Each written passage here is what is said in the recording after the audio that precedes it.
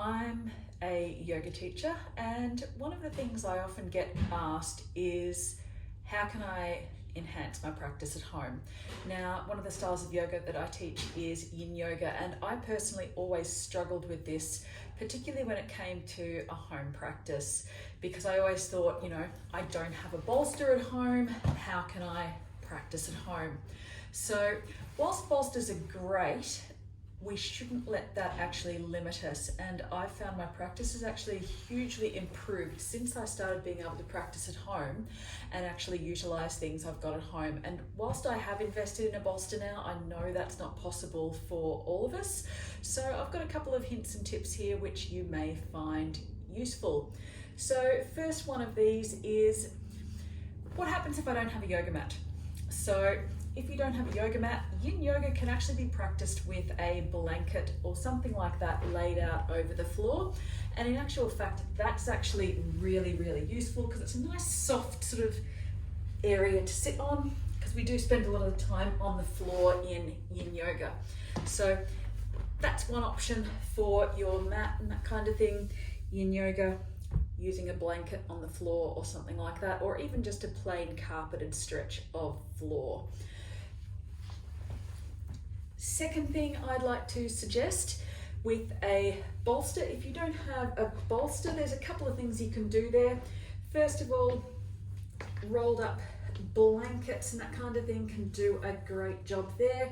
Supplement those with a towel or something like that if that's all you have. And you'll notice here, I've got my bolster here, I've rolled up a blanket and a towel, and you can see that gives you a nice solid, the rolled up blanket and towel together actually gives you a nice solid sort of surface, very similar to the shape of a bolster, and that will do a perfect job when it comes to a bolster for yin yoga.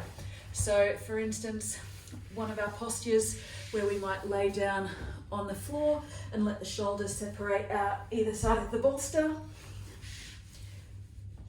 This particular setup here will work really, really well, and I find this just as comfortable as a bolster. And in actual fact, possibly more so, because you can tailor the height and the width to your requirements. So you can add more towels, add a cushion in the middle of that rolled up towel, and make it suited to your particular requirements. So just a couple of things that might help. Obviously with a block and that kind of thing, that's another thing that a lot of people find quite difficult when it comes to yoga. If you don't have a block, once again, even for some of our vinyasa style shapes, you can actually use this same rolled up towel and that kind of thing as a block as well. So things like, sitting up on something during some of our postures, we can actually sit up on this. It's a nice solid surface, and this will once again allow me to get my knees below my hips, as we sometimes aim for in some of our yoga postures. So this works really, really well. And even in some of our vinyasa postures, and I know my head is going to go out of the frame here, but you'll see what I'm getting at. So some of our vinyasa postures where we fold forward, we might aim for something to put our hands on. And you'll notice here in my pyramid pose, I can actually pop my hand on this. It provides a nice solid surface. So this actually works quite well as a block as well. Or alternatively, you can actually use a nice thick book or something like that as a block as well. So thanks for listening. I hope some of these tips help to enhance your at-home practice.